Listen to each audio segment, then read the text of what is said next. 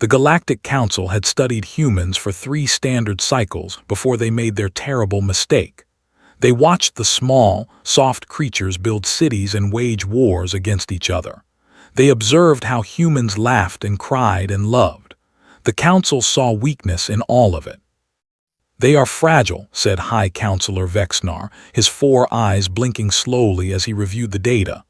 "Their bodies break easily. They cannot survive in vacuum. They need constant food, water, and sleep. How did such creatures ever leave their planet?" The other council members agreed. The Keithrani, with their armored shells that could stop plasma fire. The Vorics, who could survive in the cold void of space for hours. The Drellin, whose regenerating bodies could heal from almost any wound. All of them looked at humanity and saw prey. What they did not understand was something that lived deep inside every human. Something that had been forged over millions of years of evolution on a death world called Earth. The Council had never seen it because they had never pushed humans far enough. They were about to learn. Commander Sarah Chen stood on the bridge of the GSS Endurance, the flagship of Earth's small fleet in the Outer Rim. She was 42 years old, with gray starting to show in her black hair. Her crew of 800 called her Iron Mother behind her back, a nickname she pretended not to know about. The Endurance had been on a diplomatic mission to the Kepler colonies when everything changed. They were supposed to deliver medical supplies and pick up scientific samples. It was routine work, the kind of mission that Sarah had done 100 times before. "Commander," said Lieutenant Park, looking up from his sensor station. His young face was tight with concern. "We have incoming vessels, 12 ships. They are not responding to hails." Sarah walked to the main screen and studied the approaching fleet. The ships were Keithrani warships, heavy cruisers with enough firepower to turn a small moon into dust. The Endurance was a diplomatic vessel, armed but not built for war. Its shields were designed for meteor impacts, not plasma cannons. "Why would the Keithrani attack us?" asked First Officer Marcus Webb. He was a tall man with steady hands and a mind that worked like a computer. "We have a treaty with them. We have had peace for 15 years. "I do not know," Sarah said, "but keep trying to reach them. Something must be wrong." The answer came not through communication, but through action. The lead Keithrani ship fired a warning shot that passed close enough to shake the Endurance. Alarms blared across the ship as the crew rushed to their stations. "That was deliberate," Park said, his voice rising. "They could have hit us if they wanted to. They are trying to scare us." Sarah felt her jaw tighten.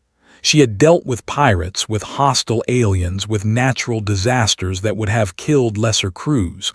But this was different. The Keithrani were council members. They were supposed to be allies. A message finally came through. The face of a Keithrani commander appeared on screen, his shell armor gleaming under harsh lights. His mandibles clicked as he spoke, the translator turning his words into English. "Human vessel, you will surrender. Your crew will be taken for study. Resist and you will be destroyed." Sarah felt something cold settle in her stomach. "Study? What do you mean by study?" "The Galactic Council has determined that humans are suitable for research purposes. Your species has been reclassified as non-sentient fauna. You have no rights under galactic law. Surrender now, and your deaths will be painless." The bridge went silent. Sarah could hear her own heartbeat pounding in her ears. Non-sentient fauna, animals to be captured and studied. She thought of her crew, her friends, her family back on Earth. Her daughter was 14 years old. Her husband was waiting for her to come home. "And if we refuse?" she asked, keeping her voice steady. The Keithrani commander made a sound that the translator could not process. "Then you die quickly instead of slowly. Either way, humans will serve the advancement of galactic science. Your flesh and your minds will help us understand the universe better." Sarah looked at her crew. She saw fear in their eyes, but she also saw something else, something hard and ancient. The same thing she felt rising in her own chest. It was anger. It was pride. It was the refusal to accept what was happening. "You know what?" she said, turning back to the screen. "I don't think we will surrender." The Keithrani commander's eyes widened slightly. "You cannot win this fight. Your ship is outgunned and outnumbered. Logic demands that you submit." "Probably true," Sarah admitted. "But here is something you should know about humans. We do not like being told what to do, and we really do not like being called animals." She cut the communication. "Battle stations," she ordered. "Park, send an emergency signal to Earth Command. Tell them what happened here. Tell them what the Council has decided. Webb, get me everything this ship has. Every weapon, every shield, every trick we know."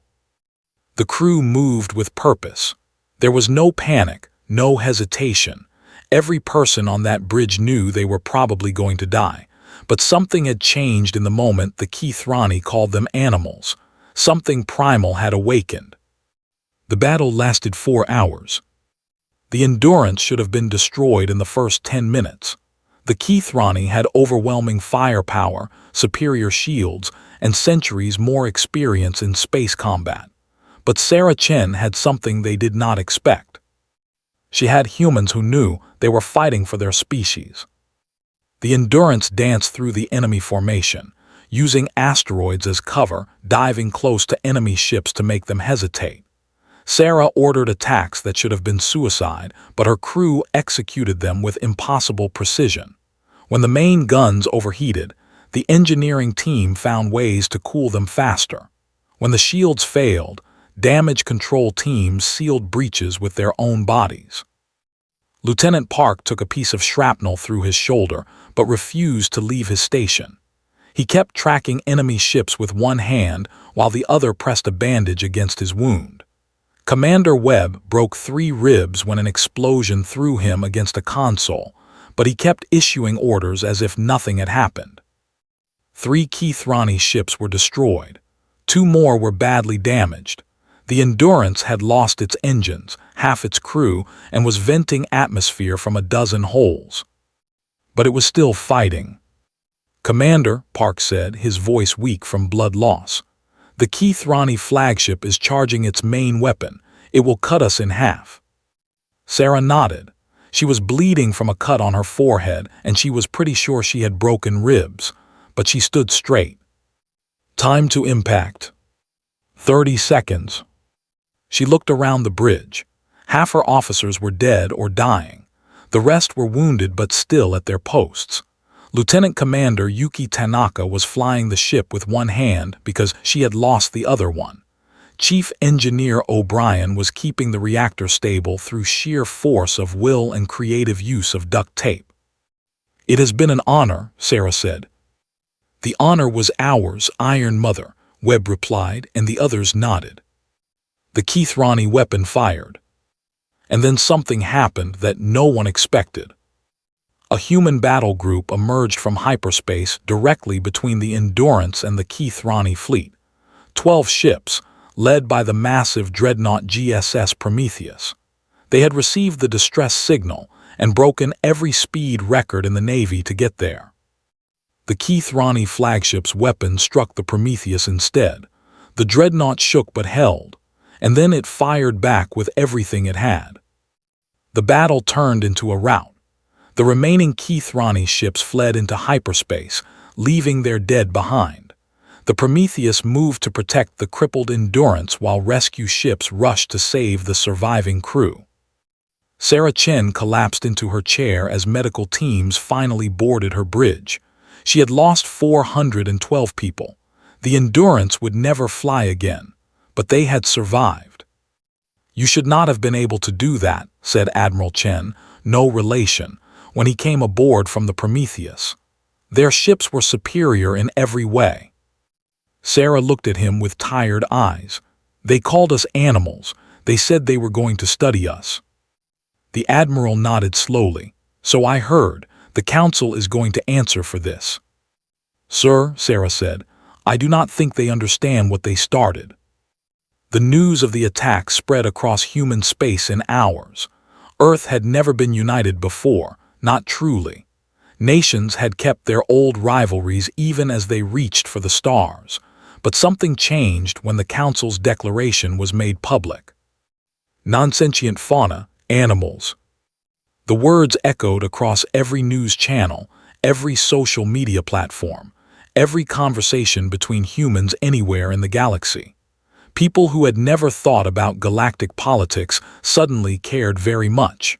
People who had been content with their quiet lives suddenly wanted to fight. The response was not what the Council expected. They had assumed humans would surrender, negotiate, beg for mercy. They had calculated that a show of force would bring this weak species to heel. Their models showed that a primitive species like humanity would recognize superior power and submit. Instead, humanity declared war. Every nation on Earth set aside their differences. The old grudges between countries that had lasted for centuries were forgotten in an instant. Every colony, every station, every ship rallied to the cause. Production facilities that had been making luxury goods switched to weapons. Scientists who had been studying black holes started designing better shields. Farmers, teachers, artists, programmers, everyone found a way to help. The military recruitment offices were overwhelmed. Young people and old people lined up together, all of them wanting to serve. Retired soldiers came out of retirement. Pacifists picked up weapons for the first time. People who had never fought anything in their lives were suddenly ready to die for their species. The Galactic Council watched in confusion as humanity mobilized faster than any species in recorded history. "This makes no sense," High Counselor Vexnar said during an emergency session. "We showed them our power. We demonstrated that resistance is futile. Why are they not surrendering?" Ambassador Karnal of the Vorix pulled up a display showing human communications. "We have intercepted their transmissions. They are not discussing surrender terms. They are sharing the names of their dead from the Endurance. They are calling them heroes. They are promising vengeance." Vengeance? Vexnar's mandibles clicked in confusion. "For what? We gave them the choice to surrender. They chose to fight. Their deaths are their own fault." "I do not think they see it that way," Karnal said carefully. "I have been studying human history. There are patterns that concern me. Such as, when humans are threatened with extinction, they do not become docile. They become more aggressive. When their survival is at stake, they fight harder, not softer. And when you tell them they cannot win," Karnal paused, "they seem to take that as a personal challenge." Vexnar dismissed this with a wave of his upper limbs. "They are soft creatures who cannot even survive their own star's radiation without protection. We have 1,000 ships for every one of theirs. This will be over in a standard cycle." The other council members agreed. The math was simple. The council had overwhelming force. Humanity had spirit and determination, but those things could not stop plasma cannons. The war would be short and decisive. He could not have been more wrong. The first major battle of the Human Council War took place in the Kepler system, where a human colony of 2 million people awaited evacuation. A council fleet of 300 ships arrived expecting easy prey. They had been told that humans were weak, that they would surrender at the first sign of real opposition. They found the Colonial Defense Force waiting for them. 40 ships, mostly converted cargo haulers with weapons bolted on. They were outnumbered more than 7 to 1. Their ships were slower, weaker, and less advanced in every way. The council commander offered terms. Surrender, and the colonists would be taken for research. Resist, and the entire colony would be glassed from orbit. He expected the humans to see reason. He expected them to calculate the odds and accept defeat. The colonists' response was to broadcast a song, an old Earth song about a ship called the Bismarck that fought against impossible odds. The colonial fleet advanced. What happened next would become legend. The human ships used tactics that no one had ever seen before. They flew their vessels into the enemy formation and detonated their reactors, taking council ships with them. When their weapons ran dry, They rammed enemy ships at full speed. When their ships were crippled, the crews suited up, launched into space, and tried to breach enemy hulls with handheld tools. One converted mining ship, the Lucy's Dream, lost all its weapons in the first hour of battle. Instead of retreating, the crew overloaded its cargo bay with mining explosives and flew directly into a Council cruiser's engine section. The explosion destroyed both ships instantly. The captain of the Lucy's Dream was a 50-year-old woman named Elena Rodriguez. Her last transmission was a message to her children back on Earth. "Tell them I love them. Tell them I did this for them. Tell them to never surrender." The battle lasted 3 days. At the end, only 12 human ships remained, but the Council fleet had lost over 100 vessels. The evacuation transports escaped with every colonist safely aboard. 2 million people survived because 40 ships and their crews were willing to die. The Council commander survived. His report was filed and classified at the highest level, but it leaked anyway. His words spread through the galaxy like wildfire. They would not stop. Even when they were dying, they kept fighting.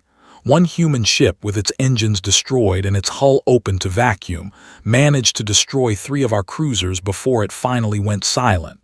When we boarded it, we found the crew dead at their stations. Their hands were still on the controls. Their eyes were open. They died fighting, and they took as many of us with them as they could. He ended the report with a single recommendation: do not engage humans in prolonged combat.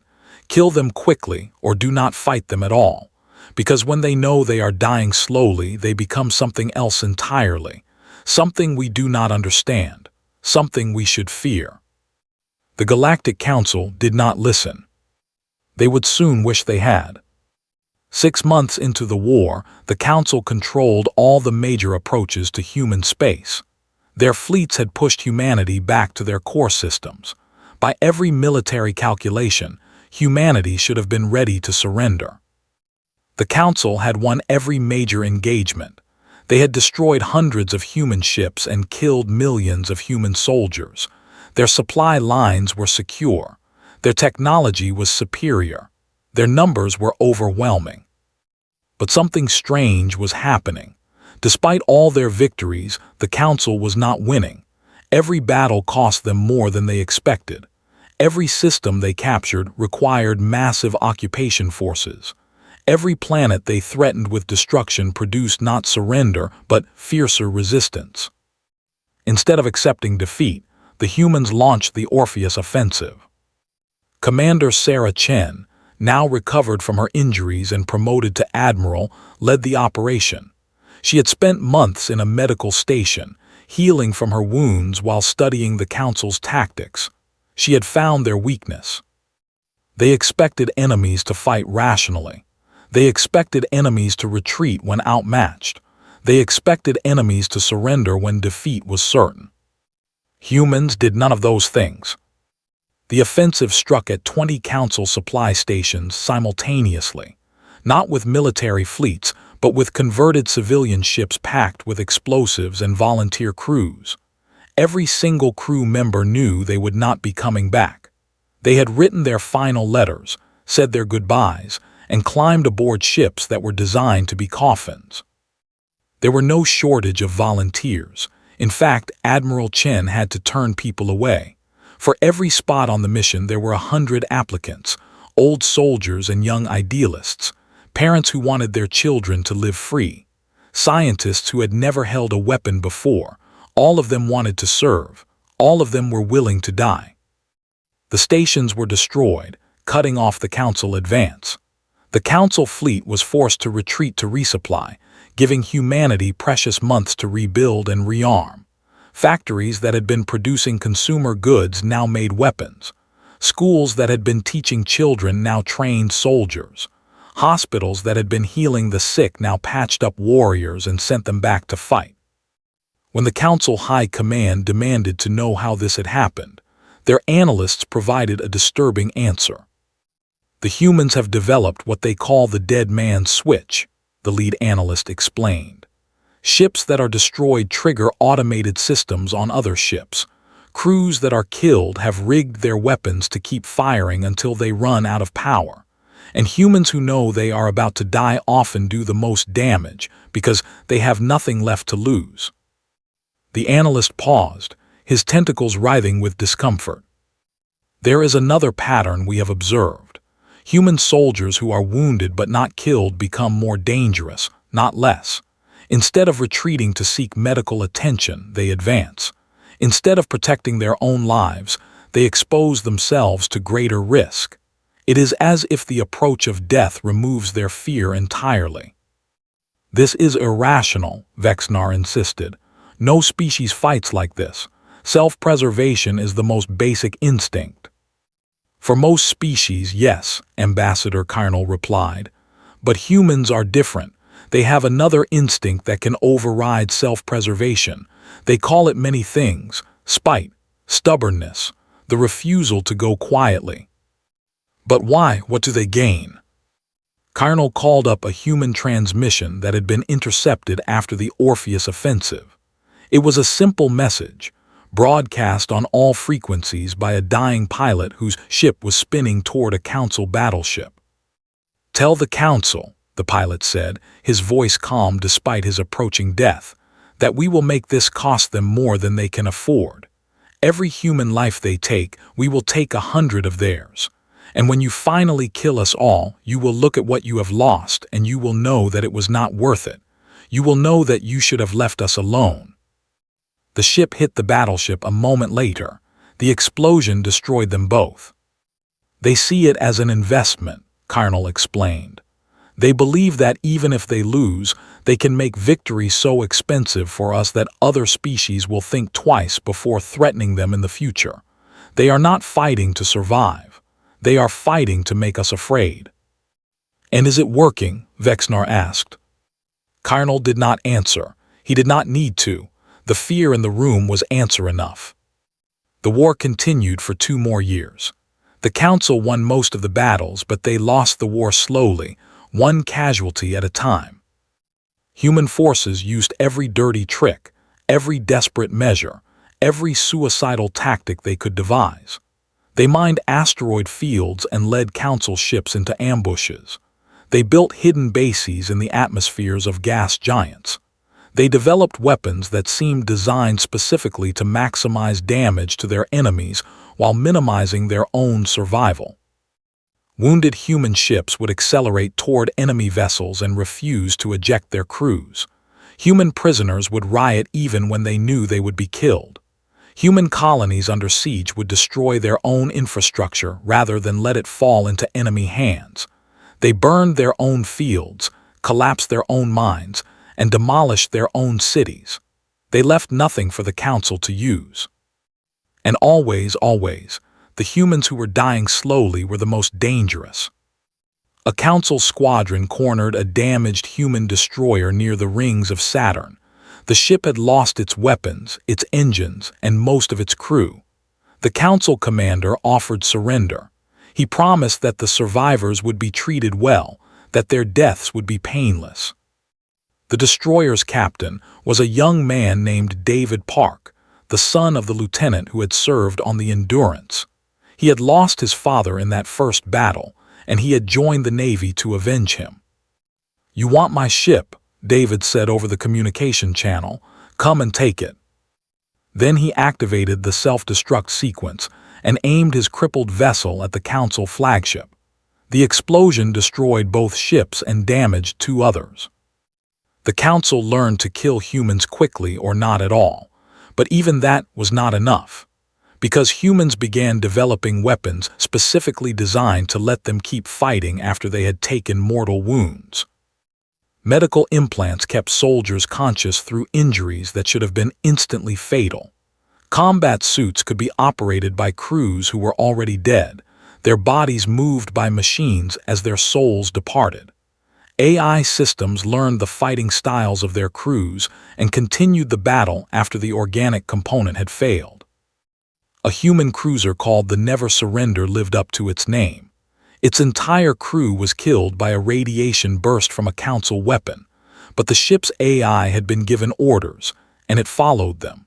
For 6 hours, the Never Surrender continued to fight, maneuvering and firing as if ghosts were at the helm. It destroyed 11 Council ships before it finally ran out of ammunition and power. The galaxy had never seen anything like it. And then came the Battle of Sol, where the Council made their final push to end the war once and for all. They gathered every ship they had, over 10,000 vessels from a dozen species. It was the largest fleet ever assembled in galactic history, enough firepower to destroy a star. The Council High Command was certain that this would end the war. Humanity had fought hard, but they were running out of ships, out of soldiers, out of resources. One final push would break them forever. They did not expect what was waiting for them. Admiral Sarah Chen stood on the bridge of the newly commissioned GSS Humanity's Answer, the largest warship ever built by human hands. It had been constructed in secret, hidden in the asteroid belt where Council scouts could not find it. Every resource humanity had left had gone into building this ship. Around her, the last fleet that Earth would ever produce formed up for battle. 800 ships. Many of them were old, patched together from the wrecks of previous battles. Some of them were civilian vessels converted for war, their cargo holds filled with weapons instead of goods. All of them were crewed by people who knew this was the end. They were outnumbered more than 10 to 1. Their ships were smaller, weaker, less advanced. Every calculation said they would lose. But Sarah Chen had something the Council did not understand. She had humans who knew this was the end. Humans who knew they were fighting for the survival of their species. Humans who knew they were dying slowly and who had decided to make that death mean something. All ships, she said, her voice carried across the fleet by quantum communication. This is Admiral Chen. You know why we are here. You know what happens if we fail. Our families, our friends, our entire species ends today if we lose. She paused, letting that sink in. But I am not here to tell you to fight for survival, because that is not what humans do when they face extinction. We do not cower. We do not beg. We do not go quietly into the night. On every ship, crews listened. Soldiers checked their weapons one last time. Engineers ran final diagnostics on systems that were already pushed beyond their limits. Pilots said goodbye to photos of loved ones tucked into their consoles. Medics prepared to treat wounds that they knew would be fatal. The Council thinks they understand us, Sarah continued. They think we are soft and weak and fragile. They think they can break us by threatening us with death. She smiled, and there was nothing kind in it. They are about to learn that when humans face death, we do not break, we sharpen. Every threat they made against us, every life they took, every time they called us animals and told us to surrender, all of it made us stronger, made us harder, made us into something they cannot beat. The Council fleet was in range now, 10,000 ships bearing down on Earth, ready to end the human race. We are going to lose people today, Sarah said. A lot of people. Some of you listening to me right now will not live to see tomorrow, but I need you to understand something. Your deaths will not be meaningless. They will not be forgotten. Every Council ship you destroy, every second you buy for the people behind us, every moment you stay in the fight when you should be dead, that matters. That is how we win. She stood up straight, her injuries from 2 years of war aching in protest. The Council wants to study what makes humans special. Today, we will give them a lesson they will never forget. We will show them what humans do when they are dying slowly. She drew a deep breath. We fight harder, all ships engage. And humanity went to war for the last time. The Battle of Sol lasted for 6 days. On the first day, the Council fleet advanced with confidence.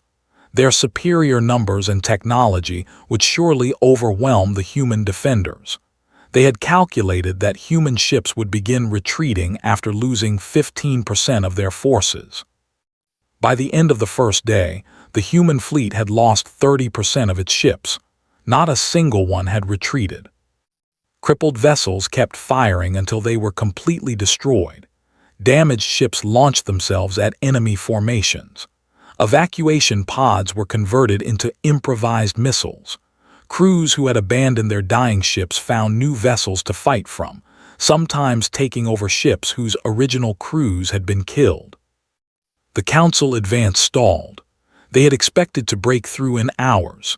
Instead, they were locked in a grinding battle that was costing them far more than they had planned. On the second day, the Council brought forward their heavy ships, massive dreadnoughts that outclassed anything humanity had built. They began systematically destroying human vessels from long range, too far for the humans to fight back effectively. Admiral Chen responded by leading a strike force directly into the heart of the enemy formation. It was suicide. Everyone knew it was suicide. Over 100 ships, including the humanity's answer, dove into the enemy fleet with no expectation of survival. They destroyed over 300 Council vessels before they were stopped. The humanity's answer was torn apart by concentrated fire from a dozen ships, but it kept fighting until its reactor finally failed. Admiral Chen's last transmission was a single word: forward. On the third day, Earth's orbital defense platforms joined the battle. They had been designed to protect against asteroids, not warships, but human engineers had spent months converting them into weapons of war. They could not move, could not dodge, could not do anything except sit in place and fire until they were destroyed. Their crews refused evacuation orders. They stayed at their posts and fought, even as their platforms were torn apart around them. Some of them survived for hours in the vacuum, making repairs with their bare hands, keeping their weapons firing until the very end. Platform 7 was hit by a massive barrage that should have destroyed it instantly. Instead, the crew managed to redirect power from life support to the weapon systems. They died of asphyxiation at their stations, but they took 2 Council battleships with them. On the fourth day, the civilian ships joined the battle. Cargo haulers, passenger liners, mining vessels, personal yachts, anything that could move and carry explosives was launched at the enemy fleet. Their crews knew they were going to die. They went anyway. A converted luxury yacht managed to destroy a Council command ship by flying directly into its bridge. The pilot was a grandmother from Argentina named Maria Santos, who had never served in the military. Her grandchildren had been killed in a Council attack on a refugee convoy. She had nothing left to lose. Her last words were a lullaby she used to sing to her grandchildren. On the fifth day, the Council fleet finally broke through Earth's defenses. They had lost over 6,000 ships, but they had won. Nothing stood between them and the planet. The Council High Command celebrated. 2 years of war, billions of casualties, but it was finally over. They prepared to begin the orbital bombardment that would end the human race. And then the final human ship appeared. It was the GSS Last Hope, a converted colony ship packed with the most powerful nuclear weapons humanity had ever built. It had been hiding in the outer system, waiting for this moment. Its crew of 50 volunteers knew they would never see home again. Commander Maria Santos, no relation to the grandmother, was the ship's captain. She was 28 years old, and she had been a schoolteacher before the war. She had joined the Navy after her students were killed in a Council attack on their school. She opened a channel to the Council fleet. "This is the last hope," she said. "We have 4,200 nuclear warheads aboard, enough to destroy your entire remaining fleet. We will detonate them in 30 seconds unless you withdraw." The Council commander laughed. "You will die too." "Yes," Maria said, "we will, but so will you. And when you are gone, our colonies will still be out there. They will rebuild, they will remember, and they will never forgive what you tried to do here." "You are bluffing." Maria smiled. "The Council has spent 2 years trying to understand humans. Let me explain something you still have not learned. We do not bluff. We do not threaten things we are not willing to do. And when we are dying slowly, when we know the end is coming, we become more dangerous than you can possibly imagine. She began the countdown. 30, 29, 28. The council commander did not believe her. His species had no concept of suicide attacks. No rational being would choose death when survival was possible. It had to be a trick. 2019, 18. The council fleet held position. They were sure this was some kind of human deception, a desperate attempt to buy time. 10, 9, 8. Maria's crew stood at their stations. Some were crying, some were praying, some were holding pictures of people they would never see again. All of them were ready. 5, 4, 3. The council commander finally understood. He saw it in Maria's eyes, in the faces of her crew visible in the background. They meant it. They were actually going to do it. "Retreat," he screamed. "All ships retreat." But it was too late. 2, 1. Maria pressed the button. The last hope became a new sun for a single instant. 4,200 nuclear warheads detonated simultaneously, creating an explosion that could be seen from Mars. The remaining council fleet, over 3,000 ships, was caught in the blast. When the light faded, the council fleet was gone. Earth had survived. The war ended 3 weeks later. The council sued for peace. They had lost too many ships, too many soldiers, too much to continue fighting. And more than that, they had finally learned the lesson that Admiral Chen had promised them. Humans were not weak. They were not fragile. They were not animals to be studied and discarded. They were the most dangerous species in the galaxy, precisely because they were willing to do what no other species would. They would die for their beliefs. They would die for their families. They would die to protect strangers they had never met. And when death was coming for them, they did not surrender to it. They fought harder. The Treaty of Mars was signed on the anniversary of the Last Hope sacrifice. The Council formally recognized humanity as a sentient species with full rights under galactic law. They agreed to pay reparations for the attack on the Endurance and the subsequent war. They promised never to threaten humanity again. But the most important part of the treaty was not written down. It was the lesson that the Council had learned, the lesson that spread across the galaxy to every species that had watched the war unfold. Do not threaten humans with extinction. Do not tell them they cannot win. Do not give them nothing to lose. Because humans are fragile creatures, they break easily. They need food and water and sleep. They cannot survive in the cold void of space. But when they know they are dying, they become something else entirely, something ancient and terrible, something that should not exist in a universe governed by logic and self-preservation. They become creatures who will burn everything down, including themselves, before they let their enemies win. The galaxy called it the Terran death instinct. Human scientists had a simpler name for it. They called it spite. And it had saved humanity. Years later, a monument was built in Earth orbit, at the exact location where the Last Hope had made its final stand. It was a simple structure, just a wall of black stone with names carved into it. Over 4 million names, everyone who had died in the war. Visitors from across the galaxy came to see it. They read the names and tried to understand why humans had fought so hard, why they had sacrificed so much, why they had refused to surrender even when surrender was the logical choice. At the base of the monument, there was an inscription. It was a quote from Admiral Sarah Chen, taken from her final transmission before the humanity's answer was destroyed. They asked us why we fight when we cannot win. They asked us why we die when we could surrender. They asked us what makes humans special. This is our answer. We are not special because we are strong. We are not special because we are smart. We are not special because we live forever. We are special because we choose to fight even when we know we will lose. We choose to die standing rather than live on our knees. We choose to make our deaths mean something, even when the universe says they do not. The council called us animals, but animals surrender when they are beaten. Animals run when they cannot win. Humans do not. We fight harder when we are dying slowly. We burn brighter as our light fades. We become more than we were when we know we will never be anything again. That is what makes us human.